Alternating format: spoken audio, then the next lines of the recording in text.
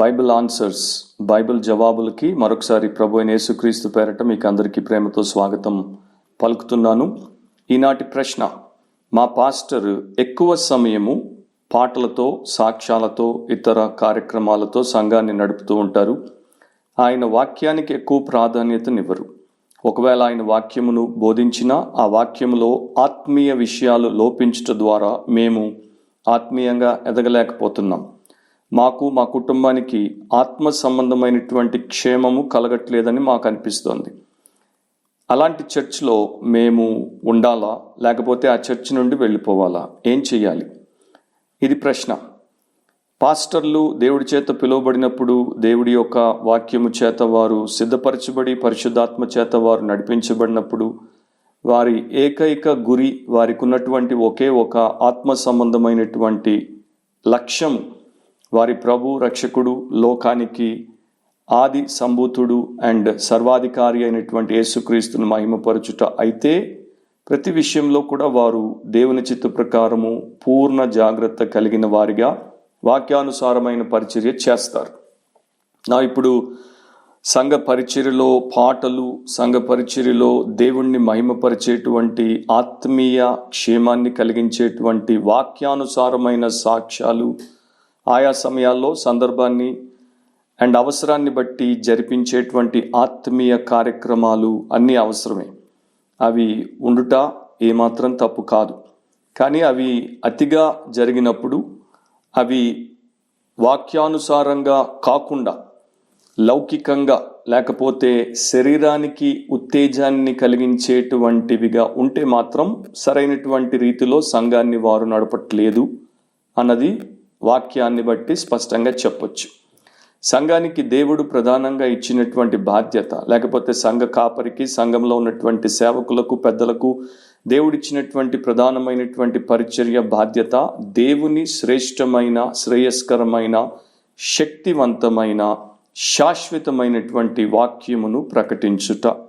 ఏ రకమైనటువంటి రాజీకి లేక కక్కుర్తికి గురి కాకుండా శుద్ధీకరించే దేవుని వాక్యమును ప్రకటించుట.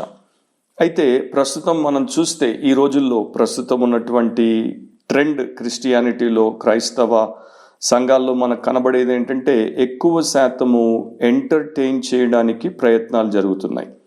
ఒకప్పుడు ఒక భక్తుడు ఈ రకంగా అన్నాడు: ఈ రోజున చర్చ్లో we're entertaining the goats instead of feeding the sheep. గొర్రెలకు దేవుడి వాక్యము నుండి మేతను మనము మేపుటకు బదులు మేకలను మనము వినోదముతో అలరిస్తూ ఉన్నాం. అది చాలా చర్చెస్లో ప్రపంచవ్యాప్తంగా జరుగుతోంది. మన భారతదేశంలో, మన తెలుగు రాష్ట్రాల్లో కూడా విస్తృత స్థాయికి వచ్చేసింది. యేసుక్రీస్తు వైపు ప్రజల్ని ఆకర్షించకుండా, వారు ఆయనను తమ ప్రభువుగా, తమ రక్షకుడిగా హత్తుకుని ఆయన్ని సేవించి ఆరాధించేటువంటి వారిగా వారిని తయారు చేయకుండా, ప్రజలకి మరో విషయం, అశాశ్వతమైనటువంటి, శరీర సంబంధమైనటువంటి, పాపభూయిష్టమైనటువంటి మరొక విషయం ఆత్మీయత పేరట అంటగట్టి వారిని దానికి బానిసలుగా చేయడం, లేకపోతే వారు దానికి అడిక్ట్ అయిపోయేటట్టు చేయడము ఎక్కువ మంది సో కాల్డ్ సేవకులు అండ్ చర్చ్ పాస్టర్స్ ప్రస్తుతం చేస్తున్నారు. ఈ రోజుల్లో అపోస్తులైనటువంటి పౌలు తిమోతికి రాసినప్పుడు ఎప్పుడో చెప్పినట్టుగా, 2 తిమోతి 4వ అధ్యాయంలో చెప్పినట్టుగా, వారు మనుషుల యొక్క చెవులకు, దురద చెవులకు కావలసినటువంటి ఆ యొక్క ఏమంటారు, దురద చెవుల్ని గీకే ప్రయత్నం చేస్తున్నారు. అంతేగాని వారి యొక్క బురద గుండెలకు ఉన్నటువంటి మస్టును లేక కల్మషాన్ని, అపవిత్రతను పోగొట్టేందుకు సత్యాన్ని ప్రకటించటలేదు. ఇంగ్లీష్లో చెప్పొచ్చు, pastors are trying to tickle the ears of the sinful people instead of training the ears of their people to truth. So ఈ రకంగా మనం చూసినప్పుడు వాక్య విరుద్ధమైన, మానవ కేంద్రీకృతమైన, పొరపాటుతో కూడిన మతభేదమునకు సంబంధించిన భయంకరమైనటువంటి పరిస్థితుల్లో ఈ రోజున చాలా సంఘాలు, చాలా సేవకులు ఉన్నారు. క్రైసిస్ ఇన్ ప్రీచింగ్ అంటారు. ప్రసంగమును లేక వాక్య బోధను, వాక్య పరిచర్యను చేయుటలో ఒక క్లిష్ట పరిస్థితి సంఘాల్లో ఏర్పడింది. ఎంతమంది సేవకులు, ఎంతమంది సంఘ కాపర్లు, లేకపోతే సంఘంలో బోధకులుగా, పెద్దలుగా ఎంచబడుతున్నటువంటి వారు ఈ రోజున ప్రతి వారము క్రమం తప్పకుండా దేవుని వాక్యానికి న్యాయం చేస్తున్నారు, దేవుడి పిలుపుకు న్యాయం చేస్తున్నారు, దేవుడి ప్రజలకు న్యాయం చేస్తున్నారు అన్న ప్రశ్నలు ఒకవేళ మనం అడిగితే బహు కొద్ది మంది అన్నదే answer. Faithful exposition of the word of God, దేవుని వాక్యమును విశ్వసనీయతతో నమ్మకమైన రీతిలో వివరణాత్మకమైనటువంటి ఆచరణతో బోధించేటువంటి వారు చాలా తక్కువ మంది. అది ప్రస్తుతం ఉన్నటువంటి విచారకరమైనటువంటి దురదృష్టకరమైనటువంటి విషయం. పరిశుద్ధాత్మ అభిషేకము కింద సత్యవాక్యమును సరిగా ప్రార్థనతో బోధించినప్పుడు ప్రజలు రక్షించబడతారు, ప్రజలు రూపాంతరం చెందుతారు. నా దేవుడి వాక్యం ఎందుకు సంఘములో ప్రధానముగా ఉండాలి, అదెందుకు మూల పాత్రను పోషించాలి, కొన్ని వచనాలు బైబిల్ నుండి మీకు నేను చదివి వినిపిస్తాను. తద్వారా ఈ ప్రశ్నకి బైబిల్ జవాబును దేవుడు మనకు ఇస్తాడు. God's word is central to life and godliness. దేవుడి వాక్యమే మన జీవానికి భక్తికి మూలమై ఉంది. 2 తిమోతి 3వ అధ్యాయము 16-17 వచనాల్లో దైవజనుడు సన్నద్ధుడై ప్రతి సత్కార్యమునకు పూర్ణముగా సిద్ధపడి ఉండునట్లు దైవావేశం వలన కలిగిన ప్రతి లేఖనము ఉపదేశించుటకును, ఖండించుటకును, తప్పుదిద్దుటకును, నీతి అందు శిక్ష చేయుటకును ప్రయోజనకరమై ఉన్నది. ఎంత శ్రేష్టమైనటువంటి భావముతో, ఎంత లోతైనటువంటి ఆత్మీయ సత్యముతో కూడుకున్నటువంటి వచనమో ధ్యానించండి. యేసుక్రీస్తు ప్రభు ఈ లోకానికి వచ్చిన తర్వాత ప్రథమంగా ఆయన నోటి నుండి వచ్చినటువంటి మాటల్లో మత్తయి సువార్త 4:4 ఆయన ఈ రకంగా జవాబు చెప్పారు. అందుకు ఆయన, మనుష్యుడు రొట్టె వలన మాత్రము కాదు గాని దేవుని నోట నుండి వచ్చు ప్రతి మాట వలనను జీవించును అని రాయబడి ఉన్నదనెను. ఒక సంఘము లేకపోతే సంఘానికి వచ్చేటువంటి క్రైస్తవ విశ్వాసులు దేవుని నోట నుండి వచ్చేటువంటి ప్రతి మాట వలన జీవించాల్సి ఉంది అని ప్రభు చెప్పినప్పుడు, ఇక సేవకుడు, సంఘ కాపరి విస్తృత స్థాయిలో అవకాశం వచ్చిన ప్రతిసారి దేవుని నోట నుండి వెలువడినటువంటి ఆ యొక్క పవిత్రమైనటువంటి మాటలను ప్రకటించుటకే ప్రాధాన్యతనివ్వాలి. పాటలు సరే, వాటికి కొంత సమయం ఇవ్వండి. సాక్ష్యాలు కొంత సమయం ఇవ్వండి. ఇతర కార్యక్రమాలకి కొంత సమయం ఇవ్వండి. ఎవరైనా సంఘానికి వచ్చి ఆరాధనలో పాల్గొంటే వారందరూ కూడా వెంటనే గ్రహించగలిగినటువంటి విషయం ఏంటంటే, ఇక్కడ వాక్యానికి ప్రాధాన్యత ఉంది, ఇక్కడ ప్రభువుని వాక్యము ద్వారా మనకు ప్రత్యక్షపరుస్తున్నారు, దేవుడు మన ఆత్మకు తన దైవ సందేశము ద్వారా ప్రత్యక్షమగునట్లు ఏర్పాటు ఇక్కడ ఉంది అని వారు గ్రహించగలగాలి. కానీ దురదృష్టవశాత్తు ప్రస్తుతం అలాంటి పరిస్థితి చాలా తక్కువ స్థలాల్లో, చాలా తక్కువ సంఘాల్లో కనబడుతుంది. ఎప్పుడో దాదాపు 40 ఏళ్ల క్రితం డాక్టర్ రే స్టెడ్మన్ అనేటువంటి ఒక ప్రముఖ ప్రపంచ స్థాయి పాస్టర్ ఈ రకంగా తన పుస్తకంలో రాశాడు. దేవుని వాక్యములో అత్యంత శక్తి ఉన్నటువంటి సామర్థ్యముతో కూడుకున్నటువంటిది. ఆ వాక్యం ద్వారా లోకములను దేవుడు ఉనికిలోనికి తీసుకుని వచ్చాడు, రాజ్యములను ఆయన కూల్చాడు, రోగులను స్వస్థపరిచాడు, అనేకులను ఆయన ఆదరించాడు, గర్విష్ఠులను ఆయన కుదిపివేశాడు, మృతులను ఆయన తిరిగి లేపాడు. అయితే విచారకరమైనటువంటి విషయం ఏంటంటే, ఈ రోజున అనేక రకాలైనటువంటి పుల్పిట్స్లో, అంటే ప్రసంగ వేదికలలో ఈ శక్తివంతమైనటువంటి వాక్యము తెరువబడట్లేదు, పలుకబడట్లేదు, అందుచేత గ్రహింపులోనికి రావట్లేదు అని ఆ భక్తుడు వాపోయాడు. అపోస్తలుడైనటువంటి పౌలు కొరింథు సంఘానికి రాసినప్పుడు కొరింథు మొదటి పత్రికలోనే, 1 కొరింథీ 1:23లోనే తన యొక్క ఉద్దేశం ఏంటో, తాను ఎందుకు పంపబడ్డాడో చెప్పేశాడు. Preaching the gospel is key to glorify God in the church అన్నది ఆయన మాటల్ని బట్టి మనకు అర్థమవుతుంది. సువార్తను ప్రకటించుటయే దేవుణ్ణి సంఘంలో మహిమపరచుట. అందుకనే 1 కొరింథీ 1:23లో పౌలు ఏమంటున్నాడు, అయితే మేము సిలువ వేయబడిన క్రీస్తును ప్రకటించుచున్నాము. క్రీస్తును గూర్చి బైబిల్లో ఏదైతే సత్యము రాయబడిందో దాన్ని ప్రకటించుట సంఘానికి క్షేమం. ఆది సంఘాన్ని మీరు తీసుకున్నారనుకోండి, అపోస్తలుల కార్యములు 2వ అధ్యాయం 42వ వచనంలో ఆది సంఘానికి ఉన్నటువంటి కొన్ని శ్రేష్టమైనటువంటి భక్తి అలంకరణలు అనొచ్చు, డివోషనల్ డెకరేషన్స్ అనొచ్చు. దాంట్లో అపోస్టల్స్ డాక్ట్రిన్ వర్స్ ప్రైమరీ, అపోస్తలుల బోధ చాలా ప్రధానంగా ఉంది.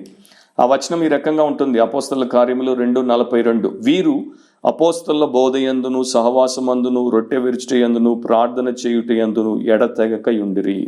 సో అక్కడ ప్రారంభంలోనే ఏం కనబడుతుంది? అపోస్తలుల బోధ యందు రక్షించబడి బాప్తిస్మం పొందినటువంటి పరిశుద్ధులందరూ కూడా ఎడతెగక ఉన్నారు. దానికి వారు డివోట్ అయిపోయి ఉన్నారు. అపోస్తలుల కార్యముల్లోనే 20వ అధ్యాయం 32వ వచనంలో చూస్తే అపోస్తలులైనటువంటి పౌలు ఎఫెస్సు పెద్దల్ని, సంఘ కాపురులను పిలిపించి వారికి చాలా శ్రేష్టమైనటువంటి మాటలు చెప్పాడు. ఆ 32వ వచనంలో ఈ రకంగా అంటాడు, ఇప్పుడు దేవునికిని ఆయన కృపా వాక్యమునకును మిమ్మును అప్పగించుచున్నాను. ఆయన మీకు క్షేమాభివృద్ధి కలుగు చేయుటకును పరిశుద్ధపరచబడిన వారందరిలో స్వాస్థ్యం అనుగ్రహించుటకును శక్తిమంతుడు. దాన్ని ధ్యానించండి. Saints are committed to the word of grace for spiritual edification. ఇక తర్వాత ప్రతి సంఘ కాపరికి అపోస్తలులైన పౌలు తిమోతికి ఇచ్చినటువంటి ఆజ్ఞను దేవుడు 2000 సంవత్సరాల క్రితమే జారీ చేశాడు. అది 2వ తిమోతి 4వ అధ్యాయం 2వ వచనంలో మనకు స్పష్టంగా రాయబడి కనబడుతుంది. అదేంటంటే, వాక్యమును ప్రకటించుము, సమయమందును అసమయమందును ప్రయాసపడము, సంపూర్ణమైన దీర్ఘశాంతముతో ఉపదేశించుచు, ఖండించుము, గద్దించుము, బుద్ధి చెప్పుము. చాలా చాలా గంభీరమైన లోతైనటువంటి వాక్య సత్యము దేవుడు వాక్యములో, బైబిల్లో మనకు పెట్టాడు. సో 1-2 వచనాలు మనకి చాలు. దేవుడి యొక్క సంఘంలో, ఆయన మందిరంలో దేనికి ప్రాధాన్యత ఆయన ఇస్తున్నాడు, మనం ఇవ్వాలి అన్నది తెలుసుకోవడానికి. వాక్యమును ప్రకటించుము, ప్రీచ్ ద వర్డ్. దేవుని వాక్యాన్ని ప్రకటించు అని అన్నాడు. పాటలకి వాటి సమయాన్ని ఇవ్వండి, కానీ సాక్ష్యాలకు, పాటలకు ఎక్కువ సమయం ఇచ్చేసి దానిలోనే పెట్టేసి వాక్యానికి సమయం ఇవ్వకుండా వాక్యమును అన్యాయం చేసి ప్రజల నిత్య ఆత్మలకు బహుభయంకరమైనటువంటి క్షామాన్ని తెచ్చేటువంటి వారు పెరిగిపోతున్న దినాల్లో బాధపడకుండా ఉండలేం.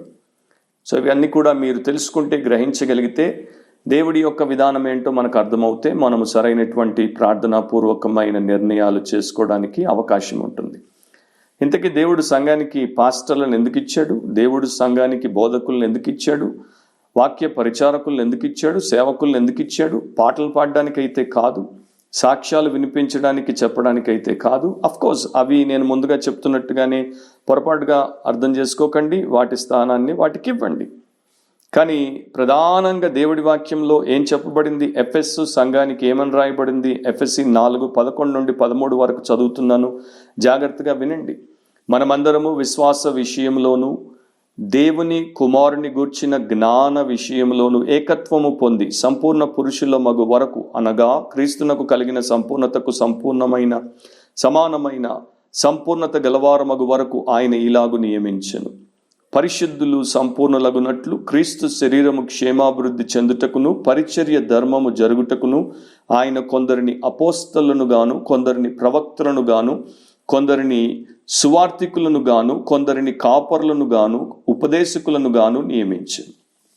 సో ఈ కాపర్లు, ఉపదేశకులు, సువార్తికులు వీరందరూ ఎందుకు నియమించబడ్డారు దేవుడి చేత? ఎందుకు వారు సంఘానికి వరములుగా అనుగ్రహించబడ్డారు? సంఘంలో ఉన్నటువంటి వారందరూ విశ్వాస విషయంలోనూ దేవుని కుమారుడైనటువంటి యేసుక్రీస్తు ప్రభు యొక్క జ్ఞాన విషయంలోనూ ఏకత్వం పొందడానికి, అందరూ ఈ యొక్క గొప్ప వాక్య సత్యముల చేత నేర్పబడి ఏకత్వములోనికి రావడానికి, వారందరూ సంపూర్ణ పురుషులు అవ్వడానికి, క్రీస్తునకు కలిగిన సంపూర్ణతకు సమానమైన సంపూర్ణత గల వారవునట్లు వారు తర్ఫీదు పొందడానికి, ఆ రకంగా వారిని గ్రూమ్ చేయడానికి దేవుడు వారిని ఇచ్చాడు. ఇక ముగింపులోనికి వచ్చి 2 మాటలతో నేను ముగిస్తున్నాను. ఒకటి, ఏ సంఘంలో అయితే వాక్య పరిచర్య జరగదో అక్కడ ఆ సంఘము అనేది సత్యానికి స్తంభము, దేవుని వాక్యానికి మూల కేంద్రము అన్నది విస్మరించబడుతుంది. మీరు 1 తిమోతి 3వ అధ్యాయంలో దాన్ని చదువుకోండి. ఇక ఎక్కడైతే యేసు ప్రభు గణపరచబడడో అక్కడ వాక్యము అనేది ఉండదు. వాక్యం ఉంటే, వాక్యాన్ని సరిగ్గా వారు బోధిస్తే, విభజించి బోధిస్తే, ప్రభు అయినటువంటి యేసుక్రీస్తు హెచ్చించబడి గణపరచబడుతున్నట్టు, వాక్యానికి ప్రాధాన్యత లేకపోతే ఆయనకు ఆ ఘనతను వారు ఇవ్వట్లేదు. యోహాను 1:1 ఆది యందు వాక్యముండెను, వాక్యము దేవుని యొద్ద ఉండెను, వాక్యము దేవుడై ఉండెను. సో వాక్యమే దేవుడై ఉన్నాడు. ఆ వాక్యాన్ని మనం హెచ్చించినప్పుడు దేవుణ్ణి హెచ్చిస్తున్నాం, వాక్యాన్ని ప్రకటించినప్పుడు దేవుణ్ణి ప్రకటిస్తున్నాం, వాక్యానికి మనం ఇవ్వాల్సినటువంటి ప్రాధాన్యతనిచ్చినప్పుడు దేవునికి ప్రాధాన్యతనిస్తున్నాం, దేవుడు కోరిన విషయాలకు ప్రాధాన్యతనిస్తున్నాం, మనం కోరుకున్న విషయాలకు, మనుషులకు కావలసిన విషయాలకు కాదు. ఇప్పుడున్నటువంటి సమస్య ఏంటంటే చాలా ఎక్కువ చర్చెస్ వచ్చేసాయి, చాలా ఎక్కువ మంది బోధకులు అయిపోయారు, చాలా ఎక్కువ మంది ప్రసంగికులు అయిపోయారు, సంఘ కాపర్లు అయిపోయారు. ఇంటి ముందు చర్చు, ఇంటి వెనక చర్చు, ఇంటికి లెఫ్ట్ అండ్ రైట్ చర్చు, ఎక్కడ చూసినా చర్చెస్. అండ్ ఇక సెలబ్రిటీ ప్రీచర్లు, సెలబ్రిటీ పాస్టర్లు, సెలబ్రిటీ సింగర్లు, సెలబ్రిటీ టెస్టిమోనియల్ ఇచ్చేటువంటి వారు, ఇక సెలబ్రిటీలు చాలామంది క్రిస్టియానిటీలోకి వచ్చేసారు. ఒకప్పుడు క్రిస్టియానిటీ అంటే చాలా సింపుల్గా, హంబుల్గా ఉండేవారు. కానీ ఈ రోజున క్రిస్టియానిటీలో ఉన్నంత సెలబ్రిటీలు మరో మతంలో కూడా ఉన్నారో లేదో అన్న ఆశ్చర్యం కలగకుండా ఉండదు. అలాంటప్పుడు ఏం జరుగుతోంది? మనుషులు అటు ఇటు వెళ్ళిపోతారేమో, మన సంఘాలు క్షీణించిపోతాయేమో, మన జనం కుదించబడతారేమో అనే బాధలతో ప్రతి చోట ఏదైతే జరుగుతుందో దానికే ఇతర సంఘ కాపర్లు, సంఘాలు, సంఘ పెద్దలు కూడా పెద్దపీట వేసి పాటలతో, సాక్ష్యాలతో, ఇక రకరకాలైనటువంటి కార్యక్రమాలతో, వాక్యము చేత అవి అంతగా ఆమోదించబడలేదు, అలాంటి వాటికి స్థానం ఇచ్చేసి దేవుని వాక్యాన్ని మూలన పెట్టేశారు. కనుక ప్రజలు క్షీణించిపోతారు. ఎంతకాలమని మనము గొర్రెలకు పొట్టుతో పోషిస్తాము? గొర్రెలకు కావలసినటువంటి మేతను పెట్టకపోతే అవి నశించిపోతాయి. అండ్ ఈ రోజున సంఘాల పరిస్థితి అదే. సో గుర్తుపెట్టుకోండి నా ప్రియమైనటువంటి సహోదరి సహోదరుడా, ఎక్కడైతే క్రీస్తు యేసు ప్రకటించబడతాడో, వాక్యము నుండి ఆయనలో ఉన్నటువంటి సర్వ విశిష్టతలు వివరముగా ఎక్స్పాజిటరీ ప్రీచింగ్ ద్వారా, వచనం వెంబడి వచనమును వివరించి బోధించడం ద్వారా ప్రజలకు అందించబడుతుందో అక్కడే ఆయన ఉంటాడు, అక్కడే ఆయన కార్యం చేస్తాడు. 1 పేతురు 5 ఎప్పుడు ఒక సేవకుడు, ఒక సంఘ కాపరి, సంఘ పెద్ద మర్చిపోకూడదు. మనము సంఘానికి ప్రభువులము కాదు, సంఘానికి ఒకే ఒక ప్రభు ఉన్నాడు, ఆయన యేసుక్రీస్తు. ఆయన చెప్పినట్టుగానే సంఘము నడిపించబడాలి, ఆయన ప్రకటించబడాలి, ఆయన ప్రభుత్వం ఉండాలి, ఆయన పరిచర్య వాక్యము ద్వారానే సంభవం. ఇక చివర 2 తిమోతి 2:15 అపోస్తులైనటువంటి పౌలు యవనములో ఉన్నటువంటి తిమోతి అనేటువంటి దేవుని సేవకునికి, ఎఫెసు సంఘ కాపరికి ఎంత శ్రేష్టమైనటువంటి సలహా లేకపోతే ఆజ్ఞనిచ్చాడో వినండి. దేవుని ఎదుట యోగ్యునిగాను, సిగ్గుపడనక్కర్లేని పనివానిగాను, సత్యవాక్యమును సరిగా ఉపదేశించువానిగాను నిన్ను నీవే దేవునికి కనుపరుచుకొనుటకు జాగ్రత్త పడుము. అండ్ ఈ రోజున మెజారిటీ ఆఫ్ పాస్టర్స్, ప్రీచర్స్ ఎక్కడ ఫెయిల్ అయ్యారంటే ఇక్కడ ఫెయిల్ అయ్యారు. దీనికి వారు బొత్తిగా చెవి ఒగ్గక, దీన్ని మనస్కరించక, దీన్ని వారు విస్మరించి, దీనికి గుడ్డివారై రకరకాలుగా దారి తప్పారు. ఇక అలాంటి వారి సంగతి నేనేం చెప్పలేను. ఆల్బర్ట్ మోలర్ అనేటువంటి ఒక దైవ సేవకుడు, సదర్న్ బ్యాప్టిస్ట్ సెమినరీ యొక్క ప్రెసిడెంట్గా 30 ఏళ్ళు పైచిలుకు కాలం పనిచేసినటువంటి ఆయన ఈ రకంగా పుస్తకంలో రాశాడు. ఆయన అంటాడు, మనము ప్రసంగీకులముగా, బోధకులముగా పిలువబడ్డాం. అది చాలా సామాన్యమైనటువంటి విషయము. కాకపోతే మనము దేవుని వాక్యమును పఠించాలి, ప్రజల ఎదుట నిలువబడాలి, ఆ యొక్క వాక్య భాగమును చదవాలి, దాన్ని వివరించాలి, తద్వారా వారికి బుద్ధి చెప్పాలి, గద్దించాలి, ప్రోత్సహించాలి, ఆదరించాలి, నేర్పించాలి. అండ్ ఇది మనము మరలా మరలా మరలా మరలా జరిగిస్తూ ఉండాలి. ప్రతి వారము ఈ రకంగా క్రమబద్ధంగా దేవుడి వాక్యాన్ని ప్రజలకు బోధిస్తూ ఉంటే, సంఘానికి బోధిస్తూ ఉంటే, సంఘము ప్రతి వారము దైవిక సత్యము చేత దైవికతలోనికి, ఆత్మీయతలోనికి, ప్రభు అయిన యేసుక్రీస్తు యొక్క పోలికలోనికి ఎదుగుతూ పోతుంది. దేవుని సంకల్పం నెరవేరుతుంది, దేవుని రాజ్యం విస్తరిస్తుంది. అనేకులు రక్షణ పొందడానికి, శిష్యులుగా మార్చబడిన వారు ఇతరులను శిష్యులుగా తయారు చేయడానికి పూర్ణ ఆస్కారం ఉంది. అది జరగాలి. సో ప్రియులారా, మీరు ప్రార్థించండి, పాస్టర్లతో, పెద్దలతో మాట్లాడండి, వారికి అవకాశం ఇవ్వండి, మార్పులు చేర్పులు చేయడానికి వారికి కొంత సమయం ఇవ్వండి. ఒకసారి కాకపోతే రెండోసారి, మూడవసారి కూడా వారితో మాట్లాడుతూ ప్రార్థనతో కనిపెట్టండి. అప్పటికి కూడా వారు మారకపోతే ఇక అప్పుడు మీరు ప్రార్థనతో ఈ సంఘము, ఇది నిజానికి బిబ్లికల్గా సంఘమే కాదు, బిబ్లికల్ చర్చ్ కాదు, అక్కడి నుండి మీరు ప్రార్థనాపూర్వకంగా మరొక వాక్యపరమైన సంఘానికి, క్రీస్తును గణపరిచి వాక్యాన్ని ప్రకటించేటువంటి సంఘానికి వెళ్ళి అక్కడ మీరు, మీ కుటుంబము క్రీస్తు యేసు కృపలో, ఆయన కృపా వాక్యము చేత క్షేమాభివృద్ధి పొంది వర్ధిల్లండి, దేవుని రాజ్యాన్ని విస్తరింపచేయండి. అది బైబిల్ జవాబు. మరొక ప్రశ్న జవాబుతో తిరిగి కలుసుకునేంత వరకు మిమ్మల్ని, మీ కుటుంబాన్ని దేవుడు తన వాక్యము చేత పోషించి, పరిరక్షించి, ఫలింపచేయునుగాక. ఆమేన్.